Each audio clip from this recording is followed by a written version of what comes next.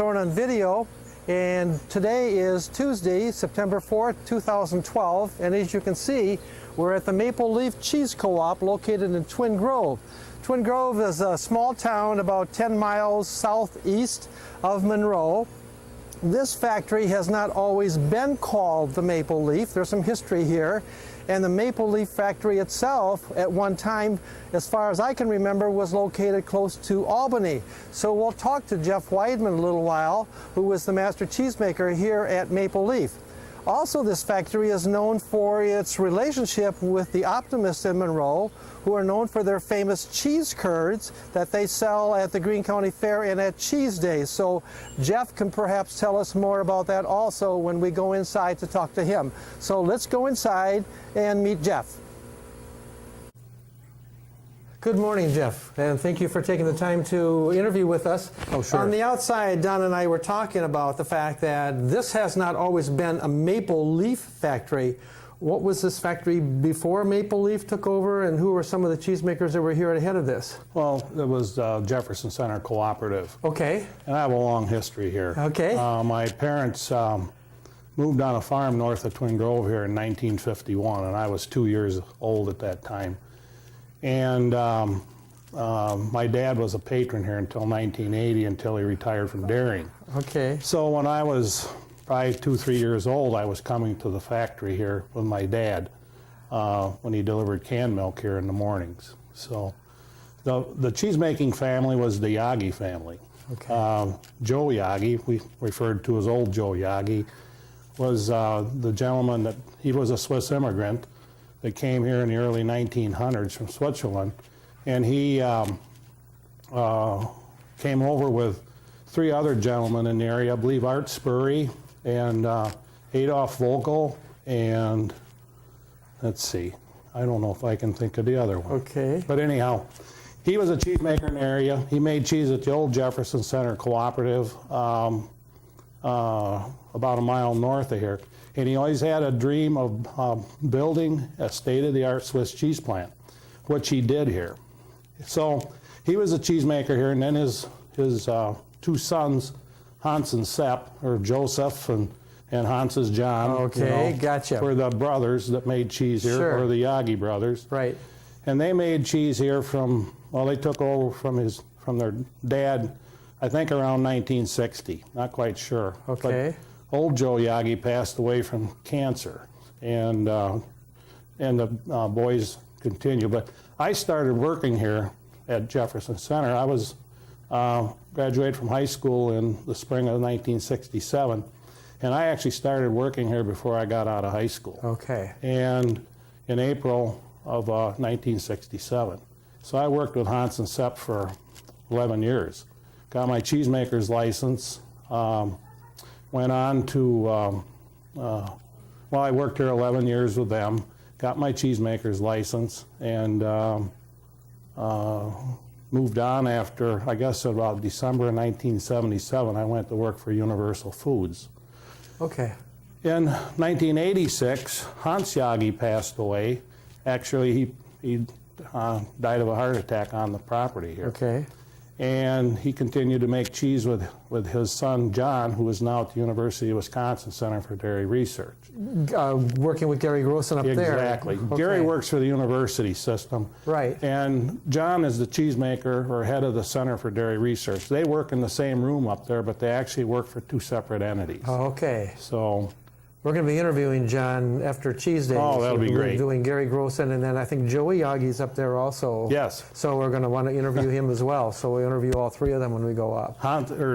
John is the son of Hans, and Joey is the son of Joe. Okay, so that's okay. So I refer to them as the Yagi boys when I go up there again, like their dads were referred to. All right. So anyhow, they made cheese here until about 1989, so it was 3 generations in this plant. But this is where I got my start. And then I moved on to Universal Foods for a couple of years, and I really wasn't too fond of the corporate. I was a supervisor for at the Universal plant in Broadhead, but I worked in Campbellsport and Dodgeville, and they had plants all over the state at that time. Right. So And then in the fall of 1980, I had 4 job offers in a short period of time there. And John Marty at the Davis factory was looking for a replacement. Okay. And Fred Ochsner was looking for a replacement for the Maple Leaf because they both wanted to retire. And then I had a couple other job offers, one of them which was Roy's Dairy in Monroe.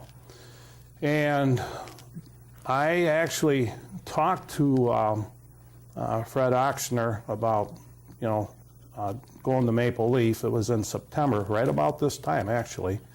And we met, but I'd already kind of decided to go to Roy's Dairy, but we continued to talk, and by the 1st of January I decided to make the move. So I left Roy's Dairy after only a few short months.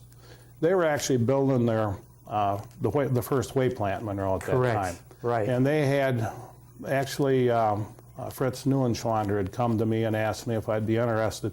He thought that that'd be a good opportunity for me to work in the whey plant there. Okay. But I didn't opt to go that direction. So I worked in the butter plant for a while, and they were actually at that time they had a couple pilot plants set up, and they were trying to figure out what UF to buy, ultrafiltration system to buy for the whey plant. But Okay. anyhow, I opted to go back to cheese rather than the whey side of the business, and I went to Maple Leaf on January 1 in 1981. And we had talked about that at the very beginning outside, and that's located towards Albany. Yeah, it's about 13 miles north here. The old factory's on Highway 59. Right. I'm only the 5th cheesemaker that the Maple Leaf Cheese Co-op's ever hired. The first gentleman there in 1910 when the factory was built was Louis Barchi's Fred Barchi. I remember that name. Louis Okay. Barchi's dad, and a lot of people in the area knew Louis, and he worked in some of the factories around. But the first guy was Fred Barchi, and then the second gentleman was Ernest Tallman. And Ernest, I believe, was there about 37 years. He made cheese at Maple Leaf. And then after he left, actually the Schlappbach family near Albany, Helen Schlappbach, who has passed away now, both Helen and Hans both are gone now, but Carl and Kenny Schlappbach were both patrons of Maple Leaf until they quit milking themselves. But I'm getting ahead of myself here. Helen Schlappbach was Ernest Tallman's daughter. Okay. And grew up in the Maple Leaf cheese factory near Albany. So after Ernest left, there was a gentleman by the name of Gottlieb Oberholzer, and he made cheese there 7 years. And I remember Louis Barchi, who was a good friend. Louis said those were days that some cheesemakers really made a lot of money.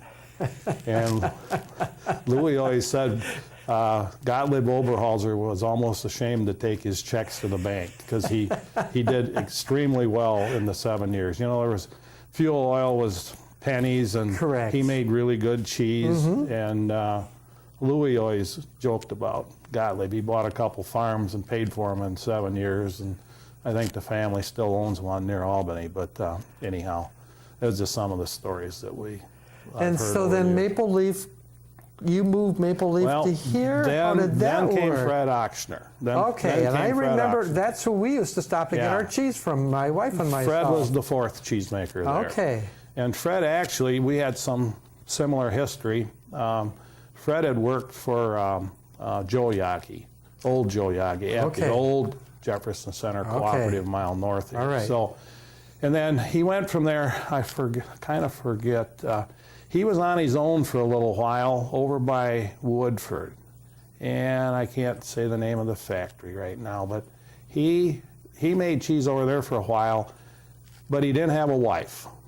And it was tough for a cheesemaker to run a plant. And he had his brother Ernie was there, but he didn't have a wife, and that was a big deal. Those old cheesemakers, they had to, I think it was a Miller factory now that I think about it. I think he was on the Miller factory. I always love that on, the guys always say on the factory. It's not they worked at it or anything like that. Right. It was, then Fred was on the Miller factory with Ernie, but Ernie went to war. He went to World War II, and fought in the South Pacific and the islands. And Fred was on his own, and I think that's when he went to work for old Joe Yagi at Jefferson Center Cooperative, the old Jefferson Center. And then from there he went to the Newman factory. He got his own factory again, and he got married, and he got his own factory. Now he had a wife, so that made him more inviting to the farmers, you know, etc. So he went on the Newman factory just east of Judah on County Trunk OK, just south of 11. There's the Newman factory, and he was there a few years, I think 7 or 8. Then he got the opportunity to follow Gottlieb Oberholzer at the Maple Leaf, so he made that move up there. All right. And Fred was there 30-some years. I was going to say a long time. I remember that. 33 years. Okay. And then in 1980, he came to me and talked to me about retiring. His brother Ernie was still there, and Ernie hauled all the milk, and his son Johnny was there also. And Fred wanted to retire, but he wanted to make sure I was compatible with the farmers and everything was going good. So our agreement was that we'd work together for a year, and he'd stick around. And we did that, but after 6 months, everything was going really well. We decided to move the agreement along. And after 6 months of me being there, I was very happy, and farmers seemed to be very happy, and he was satisfied. So everybody was happy, and that was the main thing that Fred was very concerned about. Fred was a wonderful man. Yes, he was honest, and he was very good cheese. Oh, he was a hell of a good cheesemaker. Boy, he sure was. And he gave me an awful good start in life. So I was 30 years old when I went up there, and he was very fair to me, and I always admire him. He was a fair, honest man. So I took over. Actually, I was partners with Johnny and Ernie until about 1984, and Ernie became ill, and they decided to move on, and I took over the plant solely then myself, and bought the other two out. And so things progressed from there. Right. And in the, let's see, 1980, about in the late 80s, around 1990, we were looking at putting an expansion on the old factory. And we had issues with the DNR. We didn't have any three-phase power. The plant was old. It was becoming very dated. And it wasn't a huge plant. If people drive by and look at it today, they'll say that this really was a pretty small factory. It was a very point. Typical Greene County cooperative. Exactly. If you go back to the fact that we had 300 in some of those at one time, that's kind of what they all looked like at that point in time. Yeah. And the maple leaf, the name derived from the maple sugar forest that was behind the factory. And there was a gentleman by the name of Ben Abrams around Albany, is very well known, that had a sap shack back there cooked off maple syrup. So, and that's how the maple leaf was named, because of that, what Ben Abrams had established back there. So anyhow, that's how the name came about. But in 1989, the Yagi family closed the plant here and in this building, and the co-op was what do you want to say, was dissolved. Thank you. Was dissolved, and so the building was sitting here empty. In the meantime, Albert Deppler bought this building, and Albert's, everybody knows Albert. I was going to say that's a name that's been around for a long time. Yep. His loves were cheese and wood. That's right. And his wood shop's still moving along very nicely today. But Albert bought this building because he didn't want it turned into a truck garage or something else. He knew the importance of this building to Greene County to be a cheese plant. And that was very important to Albert. Probably someplace around 1992, I went and talked to Albert. And I says, we're looking at building on at the old factory, and we got so many issues up there, and this is sitting here empty. I think that, I want to talk to my farmers about coming here. And Albert reached in his pocket and handed me a key. He says, here's a key, Jeff. You come down here anytime you want. So the discussion started. I brought my President Clarence Plus down here. Clarence is still the president of the Maple Leaf Cheese Co-op, has been the 32 years I've been here. Really? And his family's been a patron, been patrons here 3 generations, and they started shipping milk to Maple Leaf Cheese in 1944. Oh, that's marvelous. So, and he's still very involved with the Swiss and Limburger Association and the president of the Maple Leaf Cheese Co-op. But so slowly we started talking this over, and then we brought the board down and we looked at this, and then June of 1994, we made the move down here. It was truly a cooperative effort between the farmers and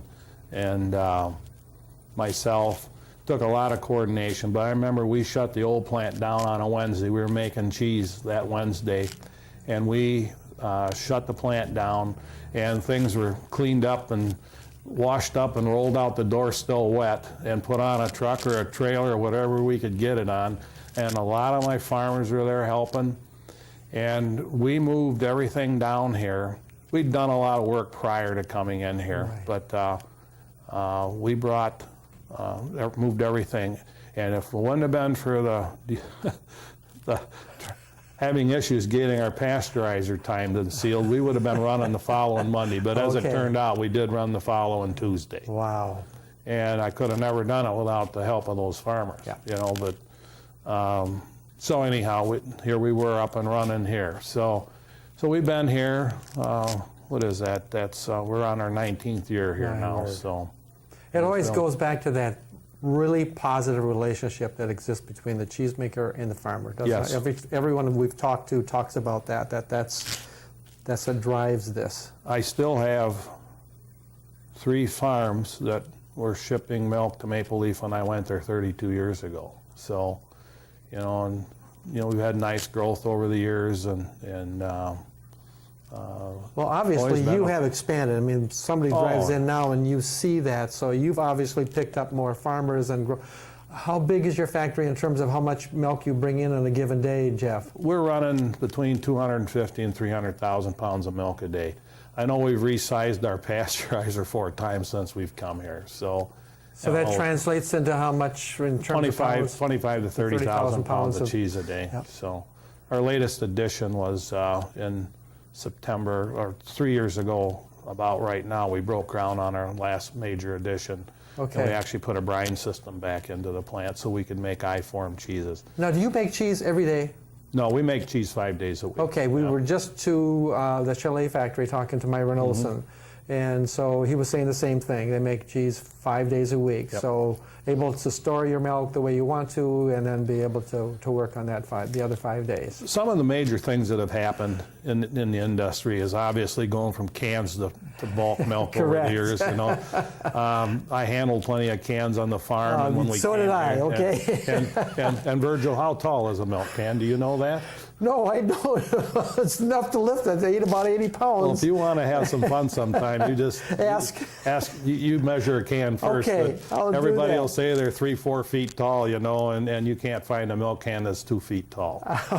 And it's yeah, really. I have to do that when I go back to the center. You measure a milk can. Matter of fact, sometime. I still have one from my dad's farm still at our house because I wanted to keep one with with the number that he had on. So. Yeah. Because everybody had a number at that my point in dad's time, number was 5. So, yeah, that's for sure. So what kind of cheese do you make here now, Jeff? Monterey Jack, a lot of cheddar, Monterey Jack, a little bit of Colby, an awful lot of pepper jack.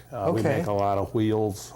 We produce a yogurt cheese that actually I'm certified in cheddar and Monterey Jack for my master cheesemaker certification. Okay, that's what I was going to ask you. So that's your area. Okay. And we developed a yogurt cheese about 12 years ago with the help of John Yagi at CDR. Oh, really? Okay. I've worked very closely with him on a lot of projects. In fact, we have a project going on right now with CDR and John. And we've developed the yogurt cheese, and actually Paul Riegel is certified in that for his master, one of the cheeses. He's in the program. And Paul works here with you. How long has Paul been here with you? Let me talk a little about Paul. Paul's been with me 30 years. Okay. And Paul came to work for me in, had to be about 1983 or 84. And he's my first cousin. Okay. And he wanted to go on and continue his education in computer science, but he kind of got a love for cheesemaking, and he stayed with me all these years. So I brought him into the business in the middle 90s. And then, of course, I definitely want to talk about my other partner, Shirley Knox, who has been a business partner with me for the last 12 years. And so Shirley and Paul and I make up Maple Leaf Cheesemakers Incorporated, which is the management company that manages Maple Leaf Cheese Co-op for the for the farmers. So you've expanded a little bit, because if you go into Judah, there's a Maple Leaf outlet. Yes, we built that store when we closed the old factory. All right. And my wife and I owned that for a few years. Now, Gordy Bergman, who got in the cheese industry, and he worked at Armour's and worked for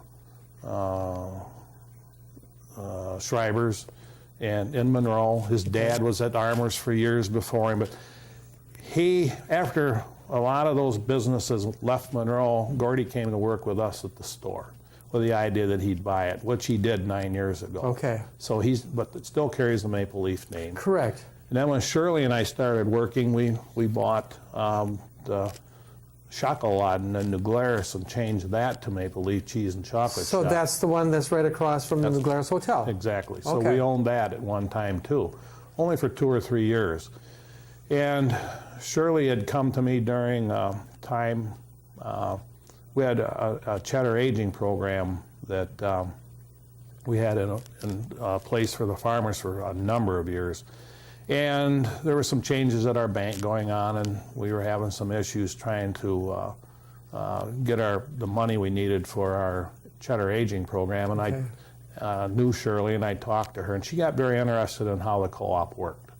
And she came to me one day, and if you remember, that was the time that the First National Bank was dissolving in Monroe and becoming Amcor. Correct. And she was there during the First National Bank days, and was not particularly happy about what she saw coming, and she was ready to make a move. And Paul and I certainly needed somebody like her that had the cheesemakers around here, we're self-taught. Everything I did was on a pencil and a paper, and of course I knew very little about a computer, and I didn't have a business background, so other than what I'd learned on my own.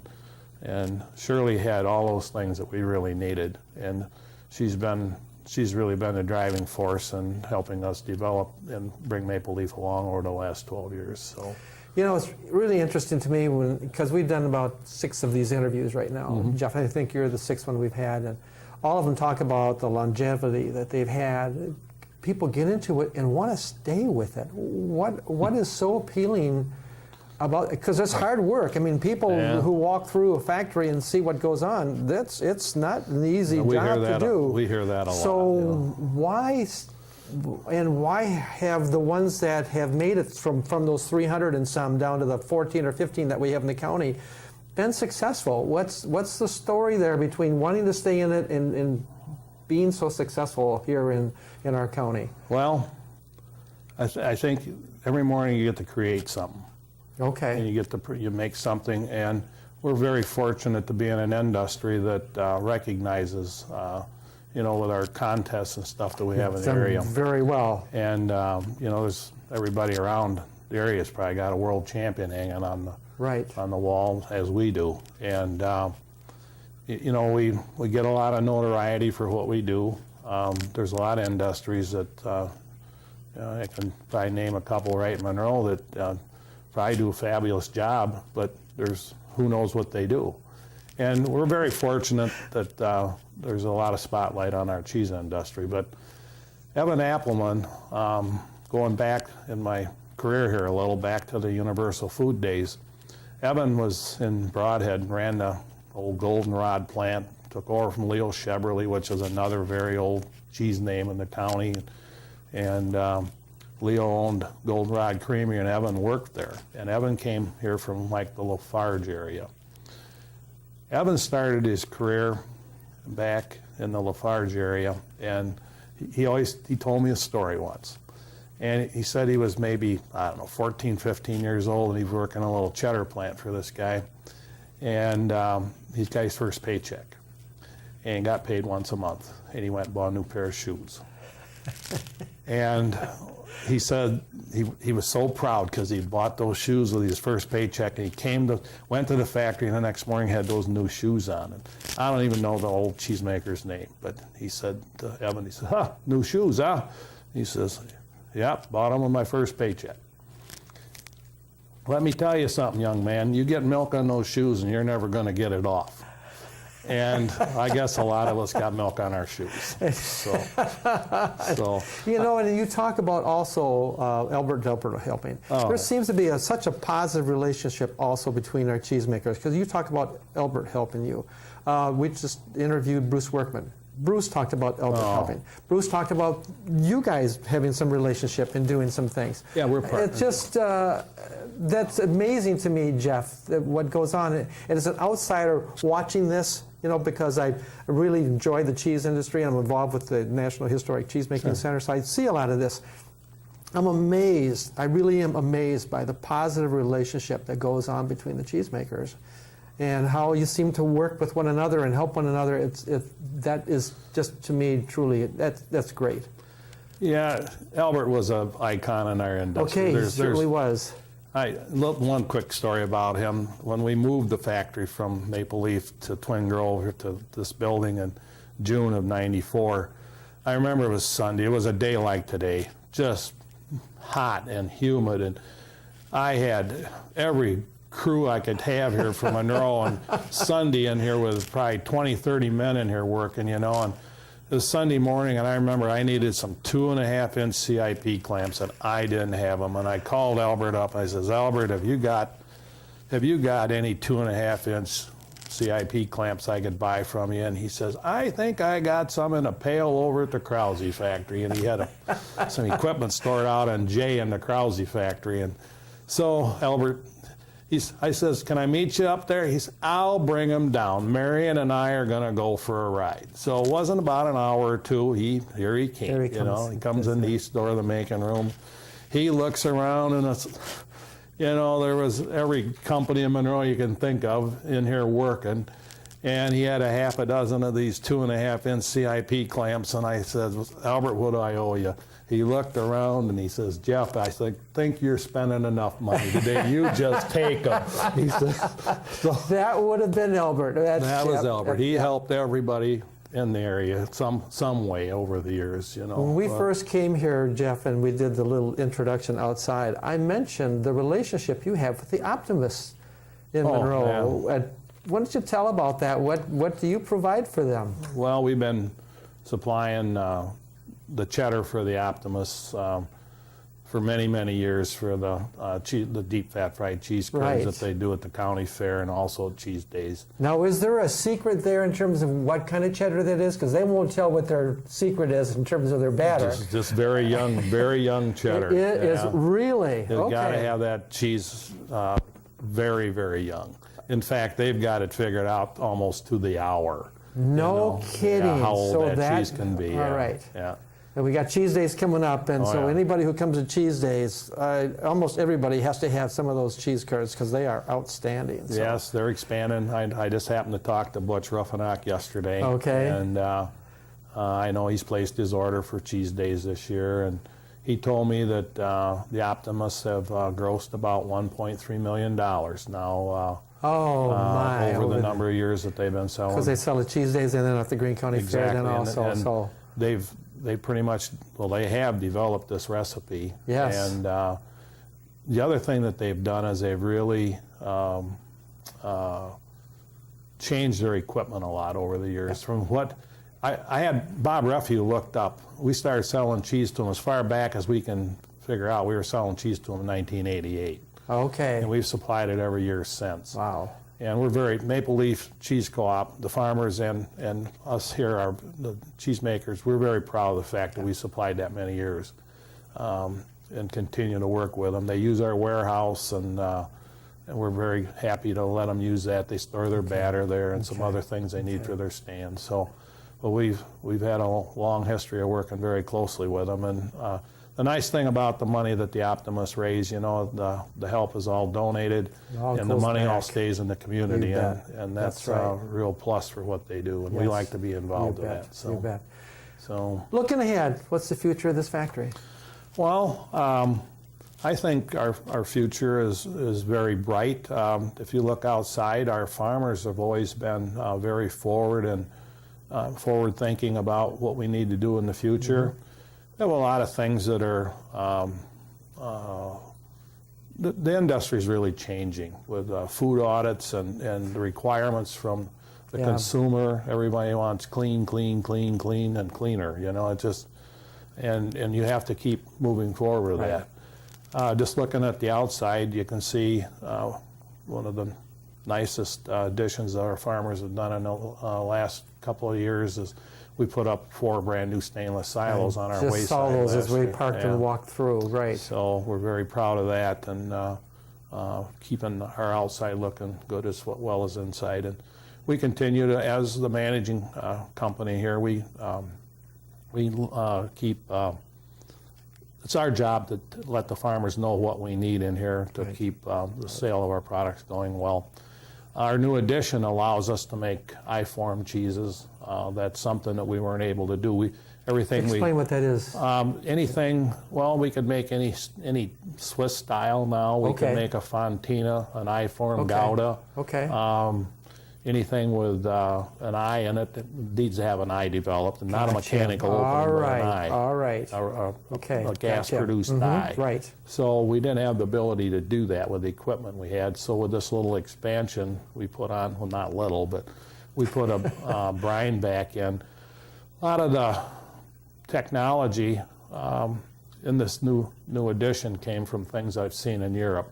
And I've had the opportunity to travel a lot in Europe in the last, I guess, almost 20 years now. So our Wisconsin Cheesemakers Association sponsors an industry tour every 2 years, and I've gone on every one of those, and we've been in plants all over Europe. Plus some other things that we've been involved with. We had an Immigraria program where the Cheesemakers Association had a booth in Holland for a number of years, trying to encourage young Dutch farmers to come to Wisconsin and continue dairying here. So every year in the wintertime, we'd go over there for a show. So while we were there, we got an opportunity to see a lot of plants, visit farms. It was a great opportunity. And I know that a lot of their farmers have moved. I know they moved to Canada for sure, because we have some friends that live in the Netherlands, and they talk to us about that. So we have about 23 farmers that have either the Wisconsin Cheesemakers Association was either directly involved or indirectly, that, you know, somehow involved in helping relocate 23 different families here. But the thing about it was, the reason they wanted to come here was they had no future there. Like if a father had 3 boys, probably only one could stay on the farm. There's not enough space. Right. Land is at a premium. They had a quota system there on the milk, and it, you know, and the plus side for the people coming here, the dollar was so weak against the euro, so they could sell out, and their money was worth so much more here. They could come here and buy what they needed to buy. Exactly. So they were pretty easy for them to come here. I shouldn't say easy, but they were very. It was pretty. A banker was glad that they came in and sat down, because they had a lot of money to spend. You know. And we just recently visited Marika Petterman's operation up at Thorpe, Wisconsin, and we were on their family farm in Holland before they came here. Wow. And there's another farm near Sauk City, Greece, and Joanne, I can't think of her husband's name, but she went back with us several times on these trips. And last I knew, they were milking 700-800 cows, and we were on their farm in Holland before they came. That's great. Maybe they had 150 cows at that time. So the future here, and the future for Greene County, and the future for cheesemaking is really open, isn't it? You know, just about everybody in Greene County has become a specialty cheesemaker. Yes. And you look at the number of years that most of these plants got. Our head cheesemaker here, Roger Larson, and Paul Riegel and I, we've got over 120 years of cheesemaking experience. Yeah, marvelous. And we got 5 other licensed cheesemakers in the plant besides, and some of these young men have been with us, 14, 15 years. So we added it all up. We've got an awful lot of experience here. And it's a perfect place, Greene County, to produce the specialty cheeses that demand a little bit more money, and we can put a little more money back in our farmers' pockets that way. And that's what, we have to do a good job for these farmers, or else they're not going to be here. And I think that's why you see people like the Pluses that have supported a locally farmer-owned cooperative since 1944. Wow. So that's great. So. Well, Jeff, thank you so much for the history. You brought up names that I've heard over the years, and because I grew up on a dairy farm, and my dad hauled to a small co-op, and then eventually hauled to the Klondike factory after that one burned. So I've got so much history here, and so hearing those names, it's like, oh, this is really great. Yeah. So thank you for that. Thank you for the interview, and good luck. Yeah, I appreciate the opportunity. That's great. So, thank you. Great. Thanks, Jeff. Yep.